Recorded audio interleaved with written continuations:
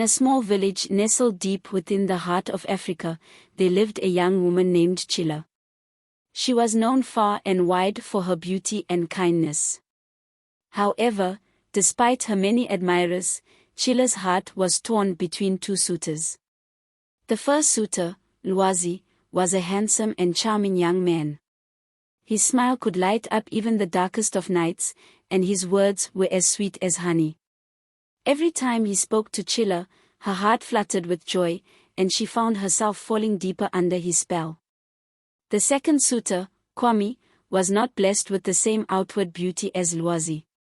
His face was scarred from a childhood illness, and his appearance was rough and unkempt. However, what he lacked in looks, he made up for in kindness and sincerity. Kwame's heart was pure, and he showered Chila with affection and respect. Chila found herself torn between the two men. On one hand, there was Lwazi, whose looks and charm made her heart race. On the other hand, there was Kwame, whose genuine love and sincerity touched her soul. As the days passed, Chila spent more and more time with Lwazi, drawn to him like a moth to a flame. She was blind to his flaws, captivated by his beauty and charisma. Meanwhile, Kwame watched from a distance, his heart heavy with sorrow. Unbeknownst to Chila, however, there was a dark secret that Lwazi harbored. Every night, when the moon rose high in the sky, Lwazi would undergo a sinister transformation. He would shed his human form and become a deadly snake, slithering through the village under the cover of darkness. As a snake, Lwazi would bite unsuspecting villagers, draining them of their energy and leaving them weak and frail. Because he was into dark magic, he would use the energy he stole from the villagers to keep himself handsome and rich. He would steal people's dreams and often preyed on those who showed promise and ambition, draining them of their aspirations and leaving them empty and disillusioned. In exchange for their stolen dreams, Lwazi amassed riches beyond imagination, using his ill-gotten gains to further his own ambitions. The villagers lived in constant fear of the mysterious attacks, unaware that the handsome young man they admired by day was the culprit behind their suffering. Lwazi was known throughout the village for his silver tongue and his ability to charm anyone he encountered. He showered Chila with gifts, weaving elaborate tales of a future filled with luxury and happiness. Enthralled by his promises and seduced by his charm, Chila found herself falling under his spell. However, despite Lwazi's outward charm, there was a shadow lurking beneath his charming facade. Chila's mother, a wise and discerning woman, sensed something amiss about Lwazi from the moment she laid eyes on him.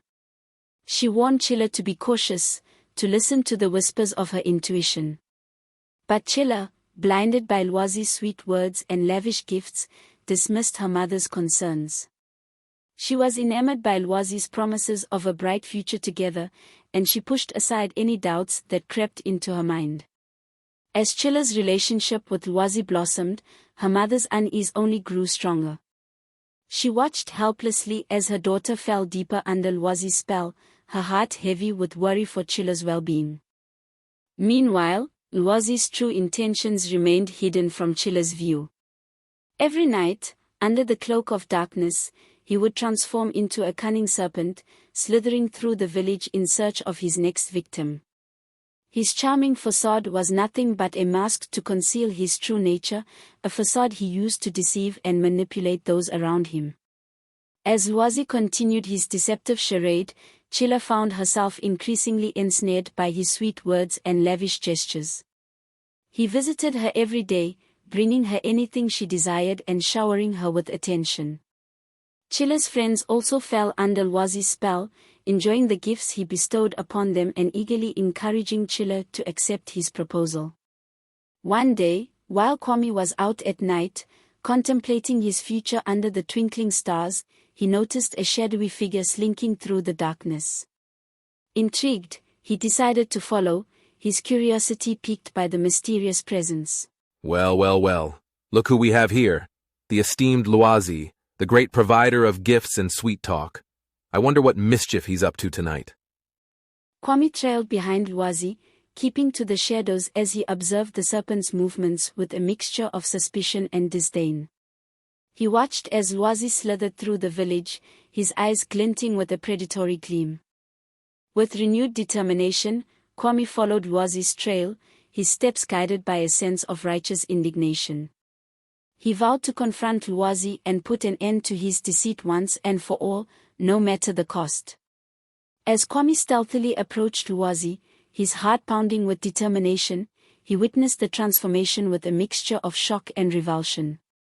He watched as Lwazi shed his human form and slithered into the darkness, his serpentine body moving with a sinister grace.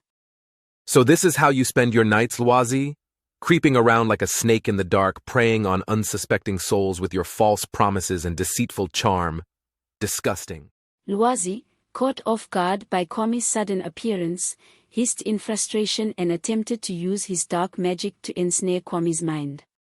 However, Kwame's spirit was strong, fortified by his unwavering determination to protect Chila from harm.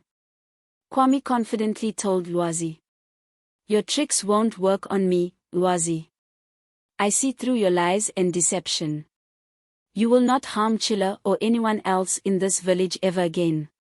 Enraged by Kwame's defiance, Lwazi lunged forward with venomous fangs bared, sinking them into Kwame's flesh with a vicious bite.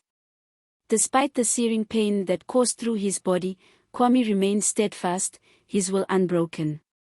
With a triumphant hiss, Lwazi dragged Kwame's limp body into the shadows and concealed him within a dense thicket of bushes. Satisfied that his rival had been neutralized, Lwazi slithered away into the night, his mind consumed with thoughts of the impending dawn and the fulfillment of his twisted desires. As the first rays of sunlight illuminated the village, Lwazi emerged from his hiding place, his serpentine form coiled with anticipation. He eagerly awaited the moment when he would claim Chila as his own, his heart filled with malicious glee at the thought of finally possessing the object of his obsession. Little did Lwazi know, however, that his treacherous actions had not gone unnoticed. Beneath the canopy of leaves, Kwame stirred, his spirit unbroken and his resolve unwavering. With every ounce of strength remaining within him, Kwame vowed to protect Chila from the serpent's clutches, no matter the cost. As the villagers bustled about, eagerly preparing for the wedding festivities, a sharp-eyed man caught sight of Kwame emerging from the bushes, his body battered and bruised. Concern etched across his face, the man rushed to Kwame's side, offering a helping hand. "Kwame, what happened to you? Are you all right?" the man asked. Kwame, weakened but resolute, struggled to his feet, his voice trembling with urgency as he recounted the harrowing events of the previous night. "It's Lwazi. He's not who he appears to be. He's a serpent, a snake that preys on the dreams of others. He bit me last night and tried to hide me in the bushes.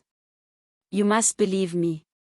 The villagers, taken aback by Kwame's startling revelation, exchanged uneasy glances, unsure of what to make of his claims. Lwazi, seizing the opportunity to deflect suspicion, stepped forward with a charming smile, his eyes glinting with malice beneath his facade of innocence. "My dear friends, I assure you, Kwame is simply confused. Perhaps he wandered into the bushes in a state of delirium. There's no need to entertain his wild accusations," said Lwazi. The villagers, swayed by Lwazi's silver tongue and the allure of the impending wedding, hesitated to believe Kwame's words. They dismissed him as a troubled soul, plagued by hallucinations and delusions. "Kwame, are you sure you're feeling all right?" asked one villager. "Maybe you just had a bad dream. Lwazi has always been a generous and kind-hearted man. I find it hard to believe he would do such a thing." Another villager added, "Yes, Kwame, you must be mistaken. Let's not ruin the joyous occasion with baseless accusations. Lwazi and Chila deserve our support and happiness on their wedding day." Despite Kwame's protests and pleas for understanding, the villagers remained steadfast in their belief that he had simply imagined the entire ordeal. Heart heavy with frustration and despair, Kwame watched helplessly as Lwazi's deception continued unchecked, his true nature shrouded in the veil of ignorance and denial. And so, as the wedding preparations resumed with renewed fervor and excitement, Kwame's warning went unheeded, his voice drowned out by the jubilant cries of celebration. Little did the villagers know, however, that their blissful ignorance would soon be shattered by the chilling truth that lurked in the depths of the shadows, waiting to be unveiled. Unbeknownst to the villagers, among the guests to the wedding was Chila's wise and revered aunt, a renowned herbalist and diviner from a neighboring village. As Chila's aunt set foot in the village square, her keen eyes swept across the gathering, instantly sensing the presence of an unseen darkness lurking amidst the festivities. Her gaze fell upon Lwazi, his charming facade masking the sinister truth of his nature. Whispers rippled through the crowd as the villagers exchanged uneasy glances, sensing the weight of Chila's aunt's words. With a commanding presence, she approached Lwazi, her eyes ablaze with an otherworldly intensity as she pierced through his deceptive facade.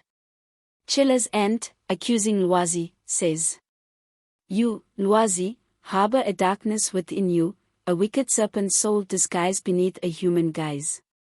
Your true nature betrays you, and your deceit shall be revealed." Lwazi, taken aback by Chila's aunt's bold accusation, faltered for a moment before attempting to defend himself with smooth words and false charm. But Chila's aunt, undeterred by his manipulative tactics, delved deep into the realms of divination, unraveling the tangled threads of deceit that shrouded Lwazi's true identity. Then the chief of the village spoke, saying, "You have a choice, Lwazi. Face the consequences of your deception and be banished from this village, or embrace the darkness within and face imprisonment for your crimes against our people." Caught in the glare of truth and exposed for the serpent he truly was, Lwazi stood at a crossroads, his facade crumbling under the weight of his deception. With a heavy heart and a tinge of humiliation, he chose banishment, unable to bear the shame of his exposed treachery. And so, Lwazi slithered away from the village, his serpentine form disappearing into the depths of the wilderness, forever banished from the community he had sought to deceive. As the sun set on the horizon, casting its golden glow upon the village square, the truth prevailed, and the bonds of trust and unity were reaffirmed amidst the echoes of justice served. Chila's wedding day, once clouded by deception and betrayal, transformed into a celebration of resilience and unity, a testament to the strength of a community united in the face of darkness. She realized right there and then that Kwame, though not blessed in the looks department, was a dear friend who wanted so much to protect her. She looked at Kwame as he spoke to the villagers and realized that this was definitely the man she wanted to spend the rest of her life with. There is a very clear message here. Looks can be deceiving. Please like and share this video and let African stories spread from east to west and from north to south.